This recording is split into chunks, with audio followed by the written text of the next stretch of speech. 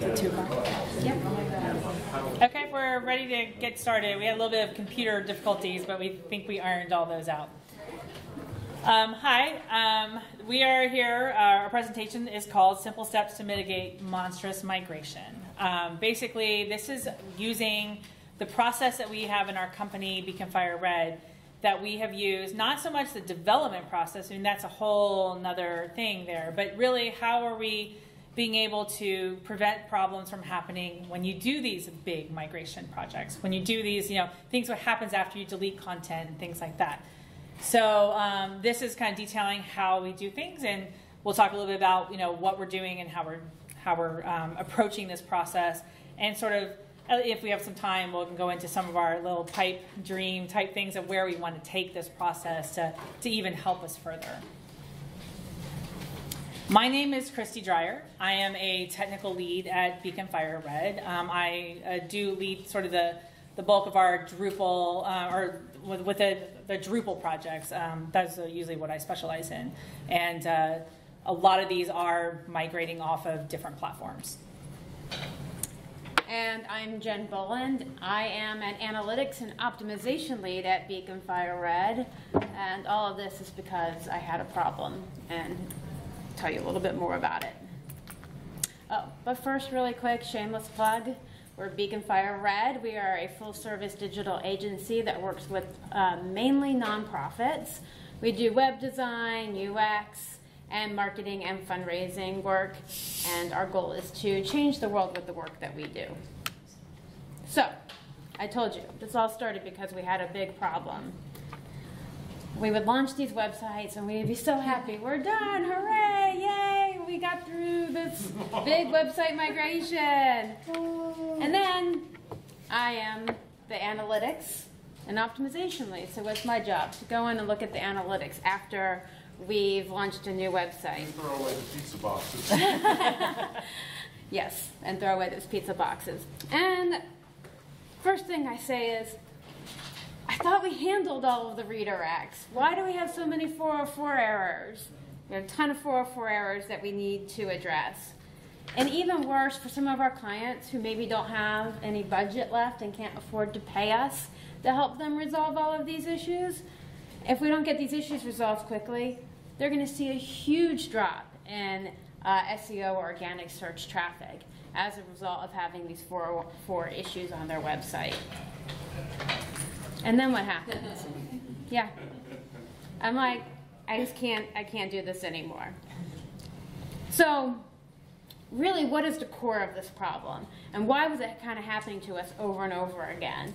For one thing, we'd have these conversations with clients and we'd be like, yeah, okay, you're going to bring over 98% of your content. No problem. We can handle this. But then, a week before we launch, oh yeah, we decided we're not going to bring over these 12,000 pages. So we have to do something about that. Or the client is just like, well, we're going to go ahead with the launch, but we haven't finished migrating all of our content, and we're doing our content migration by hand. So we're going to finish putting up all the old content in the next, 12 to 14 weeks. Great. Still, though, at launch, all this content is missing. Or if the client is handling their content migration, they give you a sheet and all of the URLs are wrong. You go to load them into the bulk 301 redirect uploader and all you get is a bunch of error messages. So all of these things were happening, and they are frankly happening far too often. And the real reality is that when a user comes to your website, this brand new website that you've spent all this time launching, but you have a bunch of 404 errors, you might as well just be saying, you're dumb, go away. So you spent all of that time and effort, but there's this last piece, which isn't a small piece, but was causing all of these problems, from just the bad user experience you're giving people, but also the fact that you were losing a lot of your organic search traffic, which for a lot of organizations is really important. So like I said, I mean, it's really a big issue, right? Because when you have those 404s, Google then penalizes you. So for even content you were ranking for before, once Google has sort of dinged your site because you have issues, that can take down even your best pages that didn't move or have proper 301 redirects. So this was a bigger problem than, a lot of people realized at face value. And our old solution was literally going through these spreadsheets and trying to one-to-one match up, okay, the old URL and here's the new URL. You know, in some cases, I think in this example, I can even see that there were like 15,000 pieces of content that I had to figure out where to send users because these pages were being deleted and weren't coming over to the new website. So I thought there has to be a better way. Really what happened is Krystee and I were in the kitchen. She doesn't drink coffee. I didn't realize this, so she must have been getting water. I was, of course, getting coffee. And I was like, Krystee, it happened again. I can't stand it. Why are we having this issue? I was like, I have an idea for how we might be able to fix it. Do you think you could help me? And with that, I will hand it over to Krystee to talk about the solution we created. She likes to think that we were calmly discussing this in the kitchen. More like I was hearing her screams from her office that's right next to mine, going like, ah, you know, and I'm a developer. I tend to like, you launch, you're great, you know, we're cool, you're like heads down just trying to get yourself to launch, and when you launch, everything's great. So when, you know, she'd be screaming from the office, I would be like, what, we're launched. I mean, this is all good. So, but yes, we usually, a lot of this would happen right before launch, and we would be getting these emergency spreadsheets to upload for these redirects, so we, you know, would have to do that. And so they're definitely, on my part, I was the one having to upload all these spreadsheets, wanted to come up with a better way as well, so we weren't kind of that sort of crunch. So we kind of boiled this down to some technical requirements. One of them was we wanted a quick method to add redirects. And we were kind of using those, and that was all great, but we wanted to make sure that whatever method that we came up was able to do that as well. We also wanted to avoid these 404 errors by, you know, basically giving people the content they wanted to see. Instead of showing them, sorry, page not found, the page might not be on there, we might not know, you know, exactly where to send them, but we wanted to make sure that we were giving our users a place to go and you know, keeping them on the site to keep them from just going ahead and leaving. We also wanted to track these redirects. So when we were serving up some relevant content to them, we wanted to be able to make sure that we captured that in our analytics, and so that she could actually use that data. And so we wanted to make sure that we had ways of capturing that, like where were they coming to and where were they going. And then we wanted to be able to download the existing redirects that we already had in the system, so then she could take that with all the analytics that she needed and sort of compare and see what's going on there. So now that I had boiled everything down to sort of these technical requirements, we were going ahead and seeing what's out there that can already do this, and you know, we don't want to like reinvent the wheel. We just want to make sure that it's doing what we would like it to. So we looked at some existing solutions. There are some contributed modules for Drupal that are amazing. One of them is redirects. I mean, pretty much most sites probably have this module on there. It's a way of just saying, here's where the old URL was. This is where I want to send them to the new URL. There's also a module called Search 404, which is a great module. It will replace the page not found, that 404 page, and will actually take keywords out of the URL and perform a search on it. So you're actually getting a list of content that would have those keywords out of the URL and be able to give you basically a search page that, you know, will hopefully help your user find that content that they're looking for. There was a path redirect import. That was a way of just giving an easy way of saying, here's a spreadsheet. Clients can help with this spreadsheet. You know, it's something that they're familiar with. They can say one column old URL, one column new URL, and we can upload that into the system. And then views data export, which is using the views module but giving you a way of creating your own sort of downloadable CSV file. So then that would give us a way of sort of downloading these redirects and being able to compare them, sort of what analytics is telling us. So those were sort of the existing solutions out there. There were definitely some missing functionality on those. Even though there are great solutions, we could package them all up and use them, but we're finding it wasn't quite doing what we wanted it to. So what did we find that was missing? Well, the Search 404, we were big on Search API. We didn't typically use Google's Drupal's core search because we were using Solar searching or Elastic searching or something like that. And so we found that it didn't really work well with the way the views wanted to sort of create those URLs. There's also the Search 404 has a PCRE filter that allows us to say, you know, we only want a certain part of the URL. But it wasn't doing exactly what we wanted because, again, you might have these URLs from the old system or even that would have, you know, the dates in there. Your URL would have like /08/14/2018/blog/publication. I mean, you have all this sort of extra data that you really didn't need. Search 404 wanted to take the entire URL and use that. There's some filtering you can do, but it wasn't just giving us what we wanted, which was the end of the URL, which is usually the title of the article that you're looking for. So we wanted to make sure that we could say, ignore the rest of that stuff. We don't care if the word publications is in there. We don't care if the word, some other word is in there. We just want the actual title of the article that they were looking for, because that would probably be the most relevant piece of content there. And we couldn't add a parameter in the URL to track where they were coming from. So you would get to this Search 404 page, it would serve you up a great search results, but it wasn't showing you what were they looking for from the beginning, and then, you know, where were they going. It was just kind of giving you some search results. And then the redirect module, we also wanted to track these redirects and who was using them and how were they getting there and how were they getting to this new page. So we wanted to make sure that we could add a parameter with that original URL that they were looking for in there. And then there was no export functionality, which is where some of our views data exports came in. So this is just a little bit of what we were doing with the Search 404 module. We basically added a way of structuring that URL so it would work with the Search API, and it would just take sort of the parameters that we were looking for, because again, it just didn't work very well with that. So we added some, you know, developing a patch on our end to add some additional functionality in there.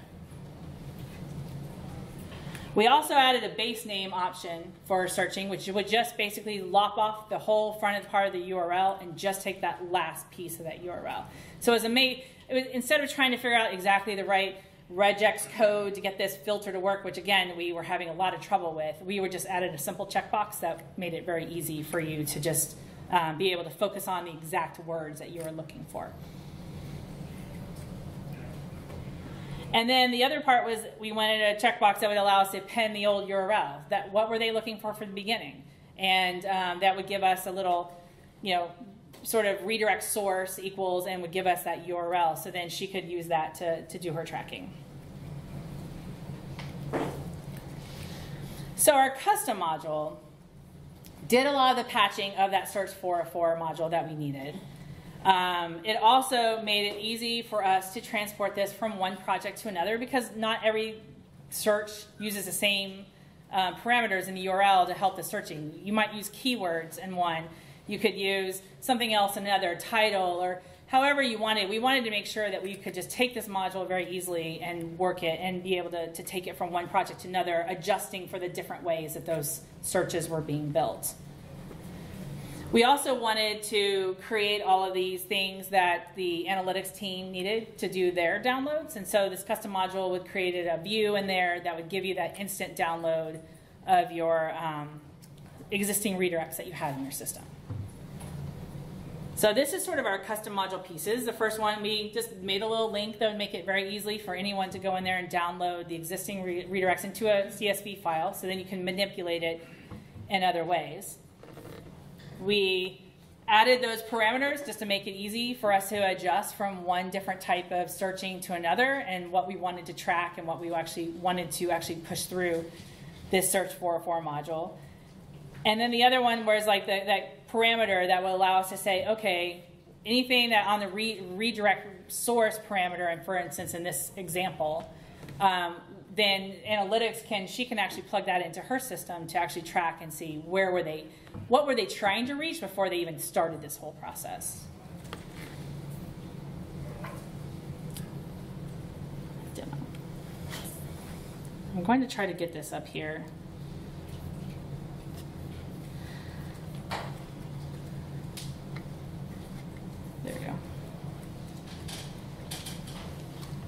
So we're just going to go ahead and demo this on one of our sites. It's League of Women Voters. Oh, we're using Commonwealth. That's right. I'm sorry. Okay, we're using Commonwealth Fund. We have this system on there. So if we were to say, go ahead and search for, I'm just going to make up something so we can just see some of these parameters. Care, we'll do Super utilizer or something. I was just going to say another word that was going to come up. We'll just do, I don't know, health, for instance.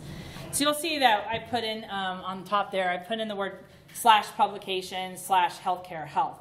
The old Search 404 module would take publications as a keyword, would take healthcare as a keyword, and health. What we have done here was we have actually made it where it will just ignore whatever's before those last words on there.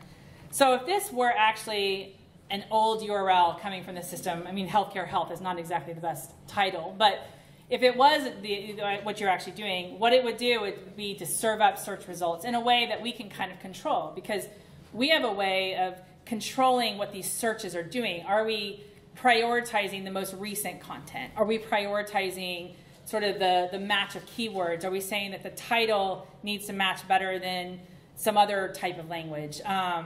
So we're able to kind of really control what these search results do, because this is, searching, and we've got a lot of abilities to do that.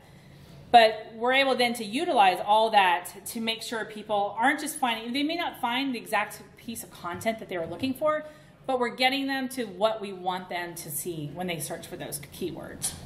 And so that is exactly what we're trying to do here. And you'll see here, when we look at this search, you'll see at the end, I'm trying to see if I can highlight this. At the end of this URL, we're seeing exactly what they were trying to reach before they even got here.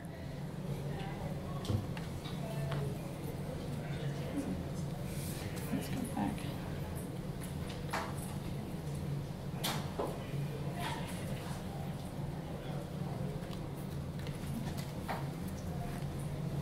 Okay. All right, so like we said, a lot of the work that Krystee did was not just getting the Search 404 tool to work better than it previously worked. Do you have a question? Oh, sorry. But the other thing we really wanted to do was to be able to analyze how it was being used, how regular 301 redirects were working, so that we could fix and optimize things to the best of our ability. So now with these additions, we can see what page was the user trying to find, and if they ended up on a Search 404 page with a bunch of results, we could even look in Google Analytics and see which option they actually selected, so that we have a better sense for what the best URL is for a piece of content that was probably dissolved or deleted when the site migrated. And then again, like I said, being able to see for regular 301 redirects, are they working? Are people bouncing? So maybe we should look into that, etc. So in order for all of this to work, we did have to make a few small tweaks to the way we were pushing data into Google Analytics. We use Google Tag Manager pretty exclusively when we set up Google Analytics for most of our clients. So I was able to do a quick little tag tweak where I was able to rewrite the page URL that's sent to Google Analytics so that I could use a search category parameter in the URL. I basically just appended or concatenated on a little search category so I could look in my Google Analytics and I could look at regular on-site search versus people who were using this 301 redirect module, so I called it 404 search. And that just enabled me to have a more accurate view of the analytics. And then also even capturing the number of search results that were returned when a user was sent on a 404 page. Because, let's say you have a client and for whatever reason they deleted all of their content about a certain topic on their site because they sort of changed their organizational focus. Then at least you can see, wow, that old URL is returning a whole bunch of not found, or it's not returning any content. And so maybe you go back to the client and say, okay, we should have a strategy to address this. So I was able to get a lot of magnificent data from all of this. But, one of the really important things is just to be able to see, what is my bounce rate? of people, and my average session duration of people coming in on my 301 redirects. Because if my bounce rate's super high and my session duration is really low, I know maybe my 301 redirect wasn't the best redirect. And an example of this is you've probably have all had clients do this, like, oh, I'm going to delete all my press releases from before 2012. Except for the fact that a bunch of those press releases may actually be bringing them a ton of organic search traffic. And so it's not that the user was looking for press releases, they were looking for this piece of content that they found via search that your press release just happens to talk about. And so with this 404, so in the old days when we just had to quickly create redirects because the clients didn't have a lot of budget, they would just make a decision, oh, we're just going to send everybody the press release landing page. It's not really a very good user experience. So again, using the search 404 is a better experience. But this enables us to show that in the analytics and just show, you know, hey, maybe we made some mistakes when we were doing the 301 redirect import, just being able to review what we've done and see how users are behaving. But the real benefit of this is the idea that we're actually crowdsourcing the best page. And again, you know, in an ideal world, right, we could take the painstaking time and we could go through every single old URL and we come up with the very best URL to send users to. But the reality is that either you don't have time, the client doesn't have time, or the client doesn't have the budget to do that always. And so what this enables us to do is actually let the crowd tell us what the best URL is for that particular old page by crowdsourcing what they're selecting from the search. So what I'm actually able to do, and I did this using Google Analytics, the free analytics plugin for Google Sheets, but I was able to bring in that everything on the, you know, the redirected from URL by parsing that out of the previous page URL in Google Analytics, and then seeing the search term that they selected, or the item that they selected in their search results. And then if I sorted that from top to bottom, you know, the largest amount to lowest amounts, I had a pretty good list of the best page to send users to. And then I'm able to take this page and, you know, actually have to export it as CSV, but then upload it into Drupal using the 301 import module, bulk 301 import module. But essentially, I mean, you know, right, for fine, it's fine to do by hand, but when you've got 15, 20, 50,000 URLs, allowing your user base to sort of create that 301 redirect list for you is really useful. And so ultimately we fixed, you know, this major UX issue. So you essentially can't reach a page not found page. You could reach a no search result found page, but it's less likely. But most of all, you've improved your user experience. You have far fewer 404 errors this way. You don't have the Google penalty. So we've mitigated a lot of the issues that we were seeing after these new website launches, leaving our clients like that. And so this is sort of the process that we're using now, but I know we do have a lot of sort of dreams of taking this process a little further. And one of them is to actually do this before launch, that we're actually, instead of sort of reactively hitting these as we go along, but actually helping these, use this to help us create these redirect lists when, again, the client just doesn't have time or doesn't have the budget, or we just want to give them something to make sure that we're hitting most of their issues before we actually have to have users hit them. So if you think about it, what we could actually do, when this redirect URL parameter is really like the key thing that we need to make this, to have made this all work. But what we can do is when the site's still in dev, when the content is, you know, pretty much ready to go, we have our list of all of our old URLs in an Excel spreadsheet. And then you use a tool like Screaming Frog on your dev site, and you have it spider it, and then it will actually, if you have this little jump directly to the search result, this is what there's the second one. So first search result. So you would set it where it actually would be kind of like that Google "I'm feeling lucky" button, that you would just jump to the first search result. not actually give you a search result listings, but actually just go to that first search result. And that's what we would set it to while we're doing this. On the dev server, and then pull all that data out of Screaming Frog. And then we should probably have a list that would be somewhere between 80% and 90% accurate, that we could then just kind of go through and be like, nope, that one's bad, that one's bad. But for the most part would be probably a really good 301 redirect list.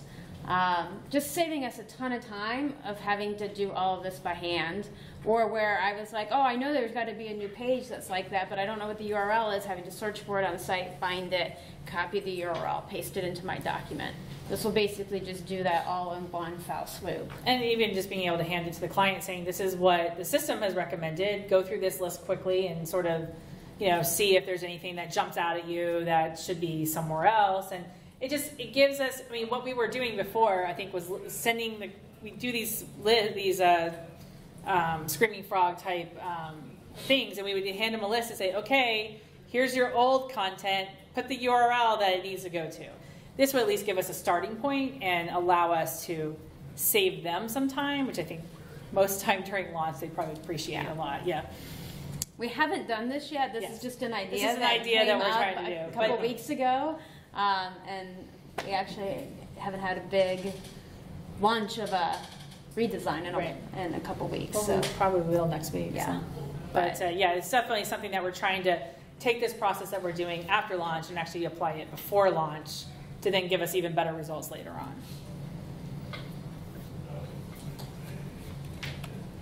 So let's go back to the end here. Oops. So is there any questions or anything? Yep. Did you push the patch to G.O? Well, I'm talking with the Search 404 people to do that. Because again, I think that functionality would be great even if you're not using any of this. Right now, we're using it as a patch in our own system, but we're trying to work with them on getting that applied. Could you post your slides online when you're done? yes. Sure, definitely. What's been your user experience? If you can go back to the slide where you actually had your search page after they put in the URL, coming from a user who has expected to go to a specific URL, not found that URL and dropped onto your search page, how, if any, do they have any issues with being dropped on a search page without any kind of navigational or conceptual text around that? We're working on getting the language, the title language, and some explanation language in there that would actually, instead of saying search results, would be like, I think something like, I don't think we're using page not found, but something. So we were having a little bit of issues with this, and I was actually just doing the rewrite using Google Tag Manager, just a little jQuery to rewrite the title of the page. Isn't ideal, but it was so good, it was good enough. Yeah, it was definitely a feature for the time being. But again, it was exactly that. It's just like, at least, putting expectations, saying, this page either no longer exists or has moved. Here's some results that we think would be useful. And we wanted to actually even target that a little different, like if there was a difference between, is there only one result turned, or is there many result turns, or sometimes even with that language in there, it might be something so specific that it gives you a no results message. So, it still might not find any content that's relevant on the site. So we've been working on getting it where we could have conditional messages in there depending on the scenario that people hit. So you're doing this, I'm assuming, you're doing a migration of something, a site that is not Right. Yes. And then you have this problem. Yes. Right, or 7 to 8, or just clients doing their own, or in some cases, I'm thinking of 2 clients in particular where they really reworked their content significantly from one site to from the old site to the new site, and so there was a lot of content deletion and just a lot of content change and updating where, a lot of pages really truly did not exist on the new site. But yet there was still similar content that I felt would be better than sending them to a 404 page or a landing page of a content type, which had sort of been our organizational default before this. And I said, because our clients are a lot of nonprofits, there is a lot of, especially with the political thing, there's a lot of content that when they do this, that they're like, George Bush, the first one, we don't need the content, from that. And so they use this time to clean up a lot of that stuff. And again, you wouldn't think some of that stuff would be searched for or would be found anywhere, but we find it definitely is. Yeah, and I mean, the reality, if you look at your client's analytics, sure, they probably 70% comes from 70% of their organic traffic probably comes from 50% of their pages. But that long tail of all those pages that have 1 and 2 results a month, they add up over time, and that's what causes those really big drops in SEO, is when you get rid of all of that. So is there any other questions? Okay, great. Well, thank you guys for Yes, I have a problem with filter when someone filter with exactly the paragraph. So what they bookmark it and we paste it in browser. So how can I do this? Because the paragraph in old site different with paragraph in new site. So how can I do? So you're saying someone bookmarks some content and then they're using that? Well, that would be the same thing, because they would be going to that old URL. And then this system will recognize that, number one, that doesn't exist anymore. Number two, there is not an existing redirect in the system for it. So it would go ahead and send them to that search results page with using the URL as the keywords. Such as country. In our website, we use country codes. But in new website, we just use country. So how can you match it with our website and new website? So you're talking about like the URL doesn't have like the title, keywords, and things like that? It's with the para name.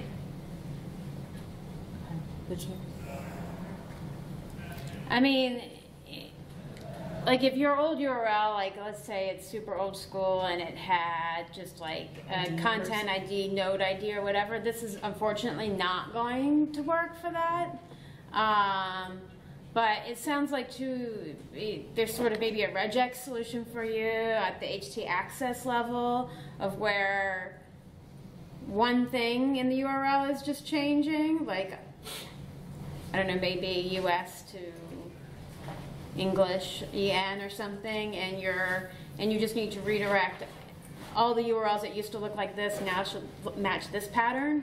And that's something you'd still want to sort of handle at the pattern level using regex in the HT access file.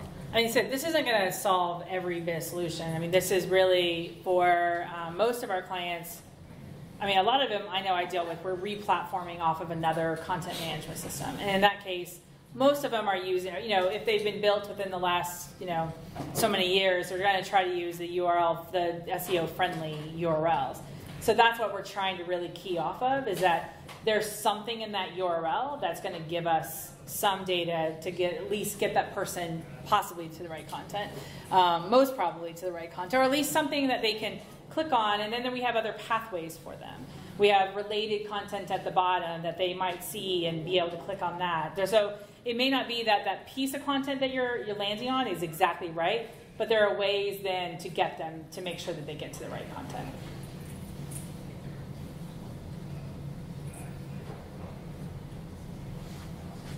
Okay, well, thank you guys for coming.